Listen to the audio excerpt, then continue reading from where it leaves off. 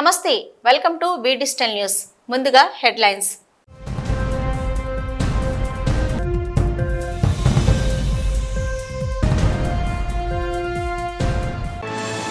సింహగిరిపై అప్పన్న స్వామికి 108 బంగారు సంపెంగలతో ఘనంగా స్వర్ణ పుష్పార్చన నిర్వహించిన ఆలయ వైదిక సిబ్బంది.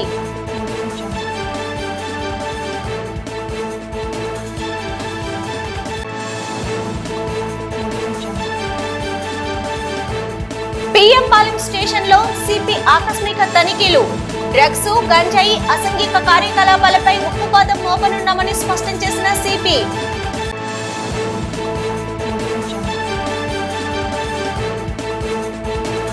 విశాఖలో స్థలం కేటాయిస్తే సేవా కార్యక్రమాల్ని మరింత విస్తృతం చేస్తామని స్పష్టం చేసిన అఖిల భారత అగర్వాల్ సమ్మేళన్ నేతలు.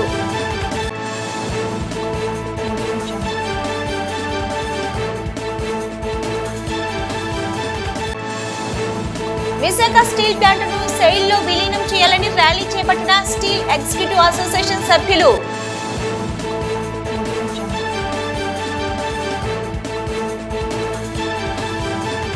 సింహాచలం శ్రీ వరహాలక్ష్మి నృసింహస్వామివారి దేవస్థానంలో ఆలయ వైదిక సిబ్బంది ఆధ్వర్యంలో 108 బంగారు సంపెంగలతో స్వర్ణ పుష్పార్చన శాస్త్రోక్తంగా అత్యంత వైభవంగా నిర్వహించామని ఆలయ కార్యనిర్వహణ అధికారి శ్రీనివాసమూర్తి తెలియజేశారు.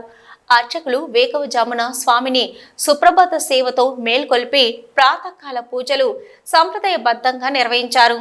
శ్రీదేవి భూదేవి సమేత శ్రీ గోవిందరాజ స్వామివారిని సర్వంగా సుందరంగా అలంకరించి ఆలయ కళ్యాణ మండపంలో వేదికపై అధిష్ఠింపజేసి వేద మంత్రాలు, నాదస్వర మంగళ వాయిద్యాల నడుమ శ్రీ స్వామివారి స్వర్ణ పుష్పార్చన సేవ వైభవంగా నిర్వహించారు. ప్రత్యక్షంగా భక్తులు శ్రీ స్వామివారి ఆర్జిత సేవలలో పాల్గొని తరించారు. పిఎం పాలెం పోలీస్ స్టేషన్ ను సిపి శంఖభద్ర బాగ్చి ఆకస్మికంగా సందర్శించారు. స్టేషన్లో శాంతి భద్రతలు, నేర విభాగాలకు సంబంధించిన దస్త్రాలను పరిశీలించారు. పిఎం పాలెం, మధురవాడ, మారిక వలస ప్రాంతాల్లో ఎక్కువగా గంజాయి, మద్యం తాగడం, అసాంఘిక కార్యకలాపాలు జరుగుతున్నట్లు సమాచారం ఉందన్నారు. పోలీసులపై ప్రజలకు నమ్మకం ఉండేటట్టు చేయాలన్నదే తన లక్ష్యమన్నారు. అనంతరం స్టేషన్ చుట్టూ పరిశీలించి సీజ్ చేసిన వాహనాలను వేరే చోటికి తరలించాలని సిఐని ఆదేశించారు. గంజాయి తాగేవారిని పట్టుకొని వాటి మూలాలను కనుగొనేందుకు విస్తృతంగా చర్యలు చేపడుతున్నామన్నారు. జిల్లాలో అనేక సివిల్ కేసులు నమోదవుతున్నాయని, వీటిపై ఇరు వర్గాలను పిలిచి కౌన్సిలింగ్ చేస్తామన్నారు. రాత్రి 9 గంటల సమయంలో స్టేషన్కు వచ్చిన సిపి కొద్ది సమయం తర్వాత వెళ్లిపోయారు. స్టేషన్ నుంచి కొమ్మాది మీదుగా జాతీయ రహదారికి చేరుకొని కారు షెడ్ వరకు వెళ్లి 10 నిమిషాల వ్యవధిలో మళ్లీ స్టేషన్కు రావడం గమనార్హం. సిపి స్టేషన్లో అడుగుపెట్టిన వెంటనే ప్రధాన ద్వారం మూసివేశారు. సుమారు గంటకు పైగా స్టేషన్లో ఉండి రికార్డులు తనిఖీ చేశారు. చాలా ప్రాబ్లమ్స్ ఉన్నాయి. చాలా మంది నాకు ఫోన్ చేసి రకరకాల సమస్యల గురించి, ఇబ్బందుల గురించి నాకు తెలియజేశారు. అందుకే ఈరోజు ఆకస్మికంగా PM Palem police station visit చేయడం జరిగింది. ఇక్కడికి వచ్చి చూస్తే ఈ జ్యుడిడిక్షన్లో చాలా చోట్ల లైట్స్ వెలగడం లేదు, చాలా చోట్ల చిమ్మ చీకటిగా ఉంది. పోదలు, చాలా చోట్ల కంప చెట్లు, అటువంటి ఏరియాలో దాక్కొని గాంజాయి సేవించడం, ఓపెన్ డ్రింకింగ్, అసాంఘిక కార్యకలాపాలు నడపడం అన్నీ సాధ్యం. అందుకే నేను సిఐ గారికి చెప్పాను. ఆయన 1 మంత్ టైం తీసుకుంటారని చెప్పారండి. ఆ 1 మంత్ టైంలో ప్రతి చోట లైట్ ఫిట్ చేయడం, పోదలు క్లీన్ చేయడం అది చేస్తారని నాకు హామీ ఇచ్చారండి. అదే మాదిరిగా ఇక్కడ ట్రాఫిక్ వయలేషన్స్ ఎక్కువ వస్తూ చూశాను. ఓవర్లోడెడ్ ఆటోస్ వెళ్తున్నాయి. సో ట్రాఫిక్ జామ్స్ కూడా జరుగుతున్నాయి. ఈ ట్రాఫిక్ వయలేషన్ మీద దృష్టి సారించమని చెప్పాము. ఎక్కడ ఎటువంటి అసాంఘిక కార్యకలాపాలు, గ్యాంబ్లింగు, ఓపెన్ డ్రింకింగ్, ప్రాస్టిట్యూషన్ ఇవన్నీ పూర్తిగా అరికట్టాలి. ప్రజలకు పోలీస్ మీద నమ్మకం ఉండాలి, అలా పనిచేయాలి. ఈరోజు వచ్చి సాయంత్రం వచ్చి చూసాము, చాలామంది ప్రజలు వచ్చి చాలాసేపు వెయిట్ చేస్తున్నారు. సో అంతసేపు ప్రజలు వెయిట్ చేయకూడదు. వాళ్ళు వెయిట్ చేయాలంటే వాళ్ళు కూర్చోబెట్టడానికి ఏర్పాటు చేయండి. వాళ్ళు నిల్చొని చాలా సేపు ఉన్నారు. సో వెంటనే ప్రజలు రాగానే వెంటనే వాళ్లకు మర్యాదగా లోపల కూర్చోపెట్టి వెంటనే పరిష్కారం చేయాలి. ఈరోజు పరిష్కారం చేయలేకపోతే ఇంకొక రోజు టైం చెప్పండి. ప్రజలకు కూడా టైం విలువైన టైం, మా టైం విలువైన టైం, కాబట్టి టైం వేస్ట్ చేయకూడదు. ఒకవేళ సిఐ పిలిస్తే పిలిచిన టైంలో సిఐ ఉండాలి. ఎస్ఐ పిలిస్తే పిలిచిన ఏ టైంకి మీరు పిలిచినారు ఆ టైంకి ఎస్ఐ ఉండాలి. సో ప్రజలు వచ్చి మా పోలీస్ కోసం ఎదురు చూడకూడదు, అది కూడా మనం చూడాలి.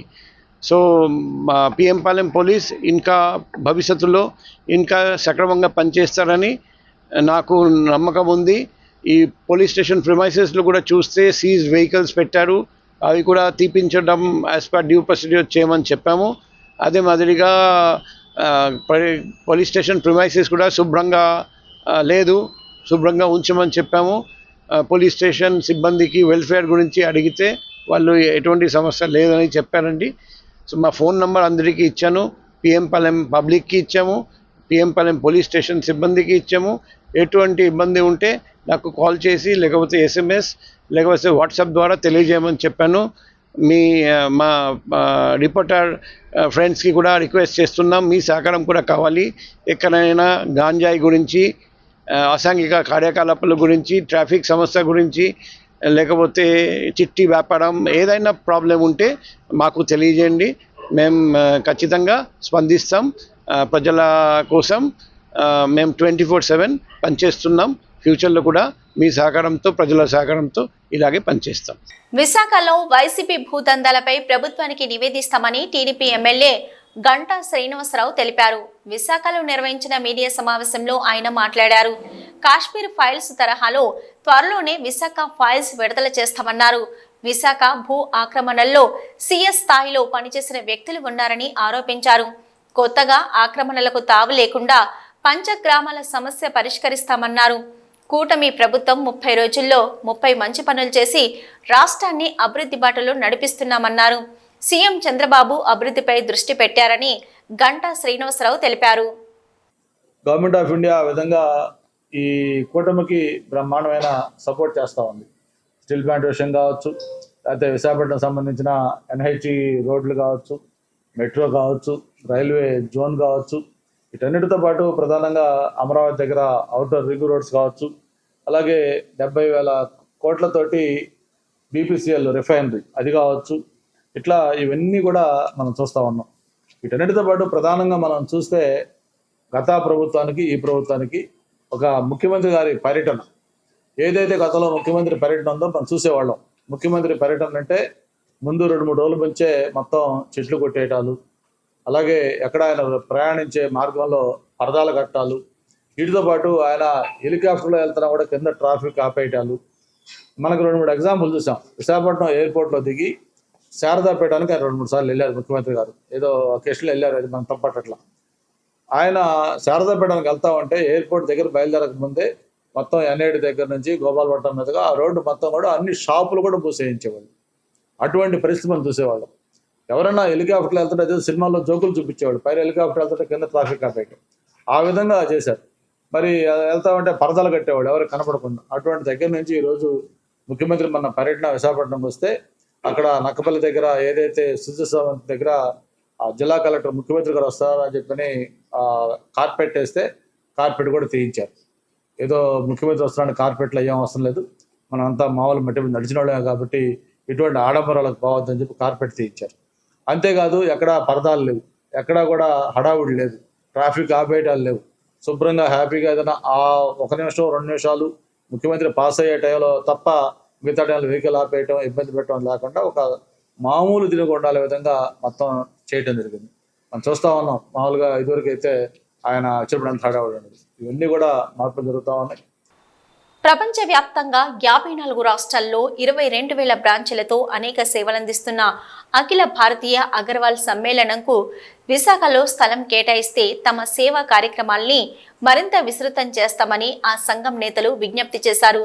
తమ దేవుడు అగ్రసేన్ మహారాజ్ ఆశీర్వాదం మేరకు తమ సంపాదనలో కొంత మొత్తాన్ని సేవలందించేందుకు కేటాయిస్తున్నట్టు తెలిపారు. ఏపీలో నూతన కార్యవర్గం చేపట్టనున్న అనేక కార్యక్రమాల్ని వివరించేందుకు నేతలు ఓ హోటల్లో సమావేశం నిర్వహించి మీడియాతో మాట్లాడారు. సంఘం జాతీయ అధ్యక్షులు గోపాల్ శరణ్ గార్గ్ మాట్లాడుతూ ఢిల్లీ సమీపంలోని 10 ఎకరాల్లో 108 అడుగుల ఎత్తు, 108 అడుగుల వెడల్పు, 108 అడుగుల పొడవుతో సుమారు 500 కోట్ల రూపాయల ఖర్చుతో మహాలక్ష్మి శక్తి పీఠాన్ని నిర్మిస్తున్నామని, వచ్చే ఏడాదికి తొలి దశ పూర్తవుతుందని తెలిపారు. తమ సంఘం ఏర్పడి వచ్చే ఏడాదికి 50 ఏళ్లు పూర్తవుతున్న నేపథ్యంలో మరిన్ని సేవా కార్యక్రమాలు చేపట్టనున్నట్టు స్పష్టం చేశారు. ఈ కార్యక్రమంలో ఏపీ అధ్యక్షులు వినీత్ లోహియా, కార్యదర్శి దీపక్ కన్సారియా, కోశాధికారి Sanjay Kumar Tikmani, patron Suman Prakash Sarogia, PK Gupta, Pawan Kumar Kansaria, Vijay Gupta, senior vice president గా విజేంద్ర గుప్తా, బాబుల్లాల్ పొద్దర, ఓం ప్రకాష్ అగర్వాల్, మనోజ్ కుమార్ గుప్తా, సంయుక్త కార్యదర్శులు అరుణ్ అగర్వాల్, గిర్దల్లాల్ అగర్వాల్, అశోక్ కుమార్ అగర్వాల్, సుభాష్ చంద్ గుప్తా, సంయుక్త కోశాధికారిగా సంజయ్ అగర్వాల్ కార్యవర్గ సభ్యులు బాధ్యతలు చేపట్టారు. అతను మన రామ్ కలక లవ్ కుష్ కి 34వ జనరేషన్, 34th జనరేషన్. సో మా మూల పురుషుడు మాకు నేర్పింది ఏంటి అంటే, మీరు ఎంత గడిస్తారో ఏం చేస్తారో బిజినెస్లోనో దాంట్లో కొంత సేవా కార్యక్రమం ఉపయోగించాలా. అదే మేము స్ఫూర్తిగా తీసుకొని ఈరోజు వరకు చేస్తున్నాం. మాకు ఆల్ ఇండియాలో కాదు, పూర్తి వరల్డ్లో కూడా మా అగ్రవాల్స్ ఉన్నాడు. మేమందరం ఒక సమ్మేళనం కింద ఏర్పడ్డాము. సుమారు 54 స్టేట్స్లో 22,000 బ్రాంచ్లు నడుస్తున్నాయి. దీనిలో 95% అందరూ బిజినెస్ కమ్యూనిటీలో ఉన్నారు. వాళ్ళందరూ బిజినెస్లో గడిస్తూ తమ తమ ప్రాంతాల్లో ప్రజాసేవ చేస్తున్నారు. అలాగే మేము వైజాగ్లో కూడా ఎన్ని సేవలు చేసామో మీ అందరికీ తెలుసు. ఇక్కడ వాటర్ ప్రాజెక్ట్స్ అయితే మన లాస్ట్ టైం లిమ్స్ ప్రోగ్రామ్ ఇచ్చాము, 500 మందికి ఫ్రీ లిమ్స్ ఇచ్చాము. అలాగే మనం 150 మందికి వీల్స్ వేసి ఇచ్చాము. ఇలా చాలా కార్యక్రమాలు చేస్తున్నాం. कुछ भी सेवाएं काम है. अभी कल देखा कई जगह हमने प्याऊ लगी हुई थी सड़कों पे. जब जब कभी तकलीफ आती है वो पूरी देश की सेवा करते हैं, स्टेट वाले स्टेट की सेवा करते हैं. इसलिए जैसे अध्यक्ष जी ने कहा, सरकार को भी हमारी इस कम्युनिटी अग्रवाल समाज को कुछ सुविधाएं दें जिससे हम सारे समाज में उनको डिस्ट्रीब्यूट कर सके. हमारा जो एक भव्य मंदिर, जिस तरह से राम मंदिर अयोध्या में हमारे देश का एक सिंबल है पूरी दुनिया में, इसी तरह लक्ष्मी जी का जो मंदिर हिसार के पास अग्रोहा में बनने जा रहा है, बहुत भव्य बड़ा मंदिर है. सेम आर्किटेक्ट, सेम पत्थर, सेम खदान से उसी तरह का सारा सिस्टम बनकर वो भी हमारे अग्रवाल समाज में ही पूरी सब जातियों का एक महालक्ष्मी जी का प्रतीक होगा. क्योंकि महालक्ष्मी धन की देवी है, समृद्धि की देवी है.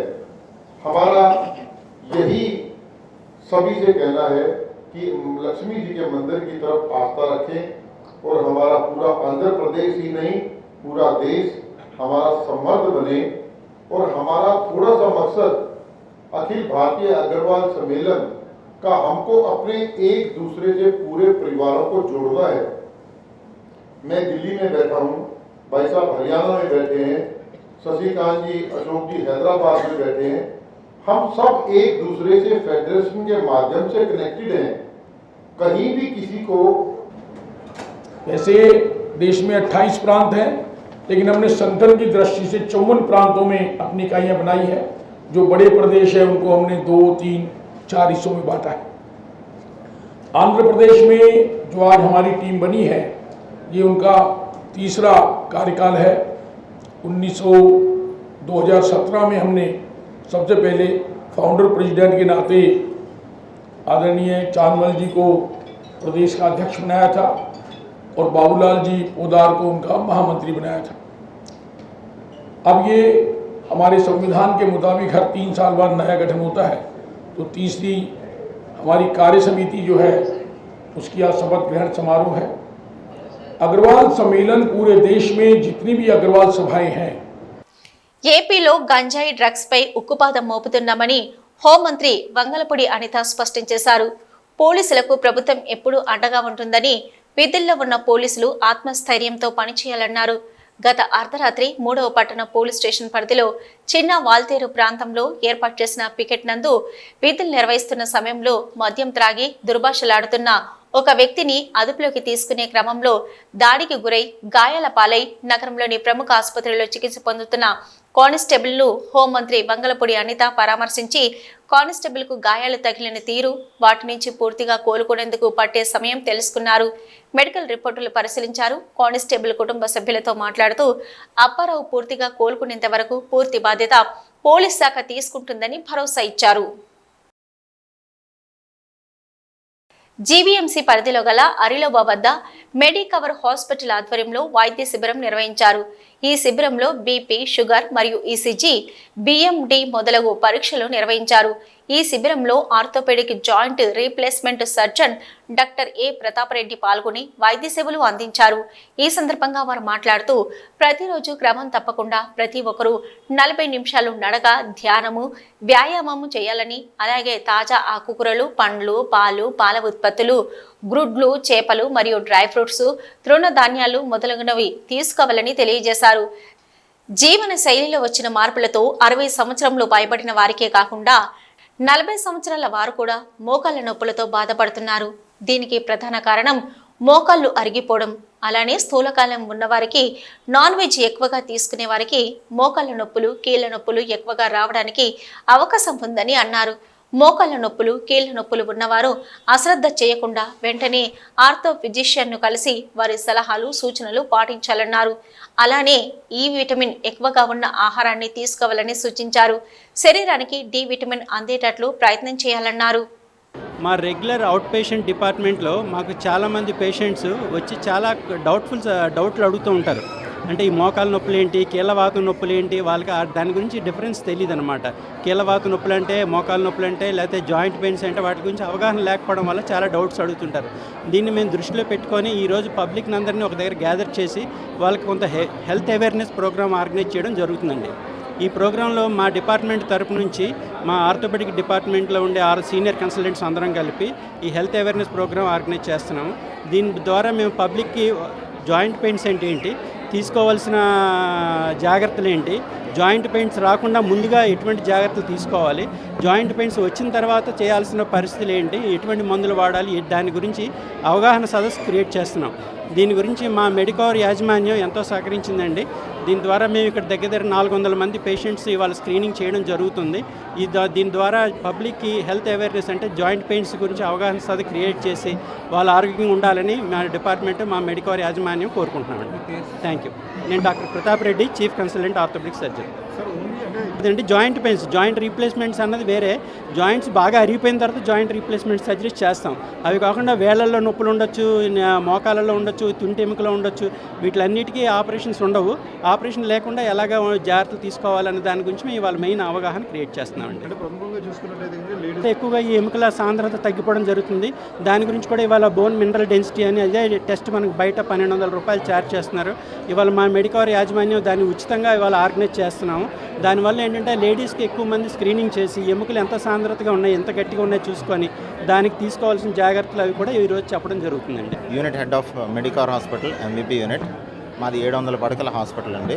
ఆంధ్రాలోనే అతిపెద్ద హాస్పిటల్.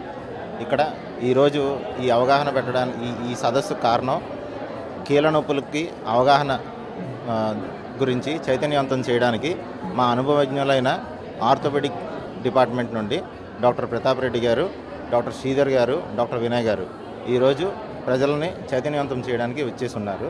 దీనికోసం మేము bone marrow density and BP, sugar కానీ అన్ని చెకప్లు చేసి వీళ్ళకి ప్రజల్లో ఒక అవగాహన, కీళ్ళ నొప్పులకి ఏం చేయాలి, ఎలాగా దాని నివారణ, దీని గురించి చైతన్యం చేయడానికి ఈరోజు ఈ ప్రోగ్రాం పెట్టడం జరిగింది.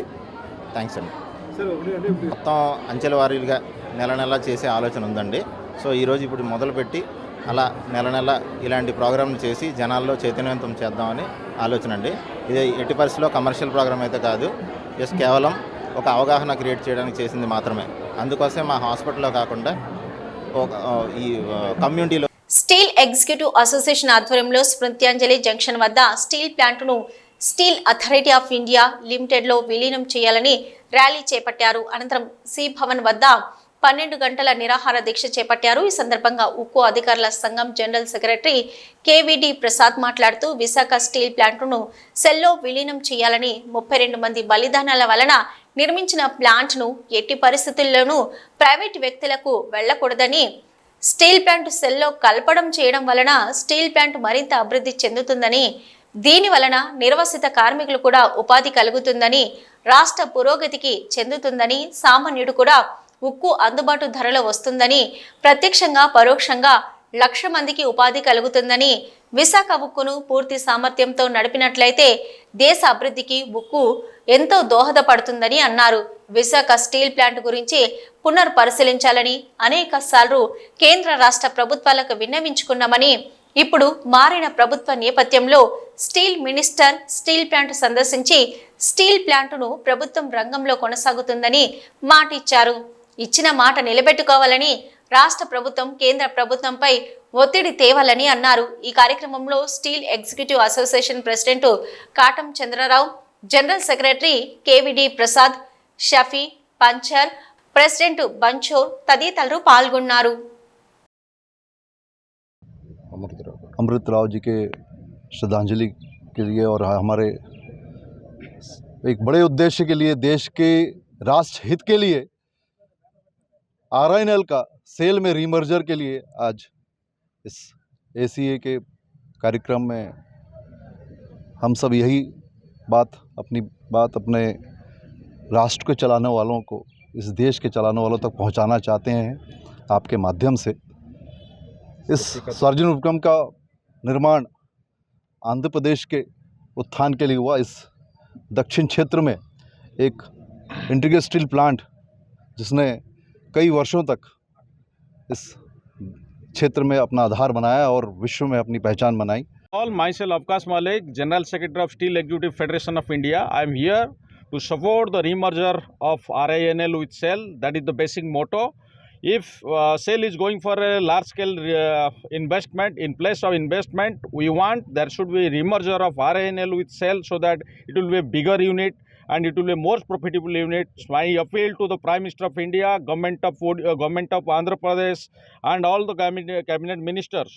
Please consider the remerger of RINL with SAIL so that we will have a bigger plant and with lesser investment, a plant with. మేము కోరేది ఒకటే, విశాఖ ఉక్కుని పూర్తి స్థాయి సామర్థ్యంతో నడపాలి. విశాఖ ఉక్కు ప్రభుత్వ రంగంలో ఉండాలి. దీనివల్లనే దేశ భవిష్యత్తు ఉంటుంది. ఉక్కు అనేది చాలా ఇంపార్టెంట్ సెక్టర్ కాబట్టి దీన్ని స్ట్రాటజిక్లో పెట్టాలి. ఇది నాన్ స్ట్రాటజిక్లో పెట్టడం అనేది కరెక్ట్ కాదు. దీన్ని పునఃపరిశీలించమని చెప్పి అనేక సార్లు సెఫీ ఎన్సిఓ తరఫున కూడా చెప్పడం జరిగింది. మారిన నేపథ్యంలో, ఇప్పుడు కొత్త గవర్నమెంట్ వచ్చిన నేపథ్యంలో దీన్ని ఖచ్చితంగా పరిశీలించాలి. దేశం ముందుకెళ్లాలంటే ఉక్కు అవసరం.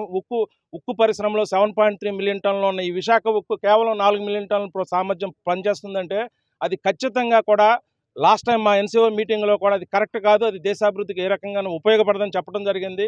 ఈ విశాఖ ఉక్కు ఉన్న ఆర్థిక పరిస్థితుల దృష్ట్యా దీన్ని సెయిల్లో మెజర్ చేయాలని చెప్పేసి గత 3 సంవత్సరాలుగా ఉక్కు అధికారుల సంఘం తరఫున మేమంతా దేశంలో అనేక మంది నేతలకి అందరికీ కూడా, మేము అధికారులకు అందరికీ కూడా విన్నపం చేయడం జరిగింది. ఈ దశలో మొన్న వచ్చిన కుమారస్వామి గారు ఖచ్చితంగా విశాఖ ఉక్కు మీద పరిశీలిస్తానని హామీ ఇచ్చి ఉన్నారు. సో ఈ సందర్భంగా మేము రాష్ట్ర నాయకత్వాన్ని అలాగే దేశ నాయకత్వాన్ని కూడా కోరేది ఒకటే, విశాఖ ఉక్కుని సెయిల్లో విలీనం చేయటం ద్వారా సెయిల్ బలోపేతం అవుతుంది, ఉక్కు సామాన్యులకు అందుబాటులో ఉంటుంది, దేశాభివృద్ధికి తోడ్పడుతుంది. కాబట్టి విశాఖ ఉక్కుని సెయిల్లో విలీనం చేయాలనేది మా అందరి అధికారుల, ఉద్యోగుల, కాంట్రాక్ట్ వర్కర్ల, ఇక్కడ నిర్వాసితుల తరఫున కూడా వాళ్ళకి ఉద్యోగాలు రావాలంటే సెయిల్లో ఖచ్చితంగా విలీనం జరిగి రావాలి. అలాగే ఈ రిటైర్ అయిన వాళ్ళకి కూడా ఇష్యూస్ ఉంటాయి, అవి కూడా ప్రభుత్వ రంగంలో ఉంటేనే సాధ్యపడతాయి. కాబట్టి విశాఖ ఉక్కుని సెయిల్లో విలీనం చేయాలి. ఈవెంట్ మేనేజర్ల అసోసియేషన్ ఈమా విశాఖ చాప్టర్ సారథ్యంలో బీచ్ క్లీన్ కార్యక్రమం విజయవంతంగా జరిగింది. ఆర్కే బీచ్ నుంచి విశ్వప్రియ ఫంక్షన్ హాల్ ఎదురుగా ఉన్న బీచ్ వరకు ఈవెంట్ మేనేజర్లు, యాంకర్లు, సింగర్లు, డ్యాన్సర్లు, రోటరీ క్లబ్ ప్రతినిధులు, business network of international BNI సభ్యులు, తమైరా స్కిన్ క్లినిక్ డాక్టర్లు, వైజాగ్ వాలంటీర్స్, గీతం స్కూల్ ఆఫ్ బిజినెస్ విద్యార్థులు పెద్ద సంఖ్యలో పాల్గొని బీచ్ క్లీనింగ్ కార్యక్రమాన్ని చేపట్టారు. GBMC సహకారంతో జరిగిన ఈ కార్యక్రమానికి ఈమా అధ్యక్ష కార్యదర్శులు సందీప్ కుమార్, షరీఫ్ ఖాన్ సారథ్యం వహించారు. అనంతరం మొత్తం 200 మంది సభ్యులు బీచ్ వాక్ ఉదాన్ చేశారు.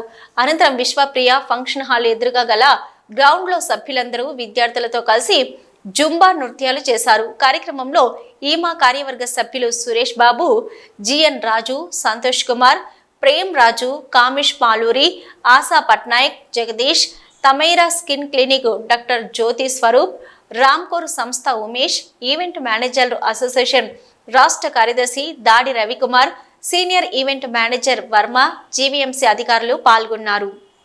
మనకి ఇక్కడ బీచ్ రోడ్లో కాళీమాత టెంపుల్ నుంచి ఈ బీచ్ రోడ్ అంతా మనం beach clean activity and walkathon చేస్తూ ఫిట్నెస్ యాక్టివిటీ కూడా కండక్ట్ చేయడం జరిగింది. దీనికి మాకు సపోర్ట్ చేసినటువంటి అసోసియేట్ వైజాగ్ వాలంటీర్స్, వి వైషా, Rotary and BNI, GITAM college వీళ్ళందరికీ thank you so much. And మాకు sponsors Tamaira skin clinic and Ramcore and Enmark studios and caterers Dasharath, Padmavathi caterers, Manikanta events వీళ్ళందరూ చాలా సపోర్ట్ చేశారు. కమింగ్ 24 జూలై 24ని మన ఈమా లైమ్లైట్ అవార్డ్స్ అని event management association, event management ఇండస్ట్రీకి సంబంధించిన అవార్డ్స్ చేస్తున్నాం.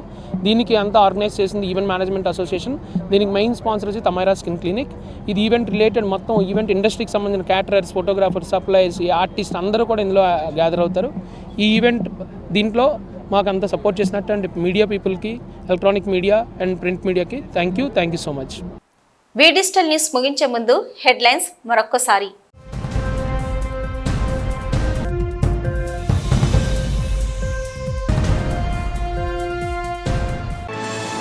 సింహగిరిపై అప్పన్న స్వామికి 108 బంగారు సంపెంగలతో ఘనంగా స్వర్ణ పుష్పార్చన నిర్వహించిన ఆలయ వైదిక సిబ్బంది.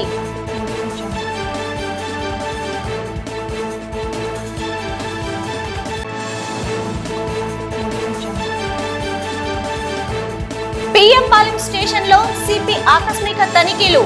డ్రగ్స్, గంజాయి, అసాంఘిక కార్యకలాపాలపై ఉక్కుపాదం మోపనున్నామని స్పష్టం చేసిన సిపి.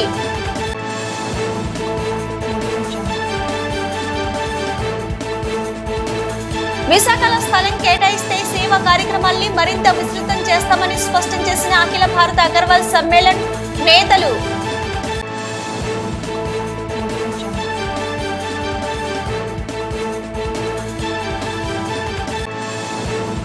విశాఖ స్టీల్ ప్లాంట్ను సెయిల్లో విలీనం చేయాలని ర్యాలీ చేపట్టిన స్టీల్ ఎగ్జిక్యూటివ్ అసోసియేషన్ సభ్యులు.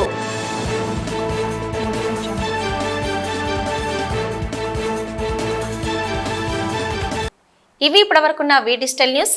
నమస్తే.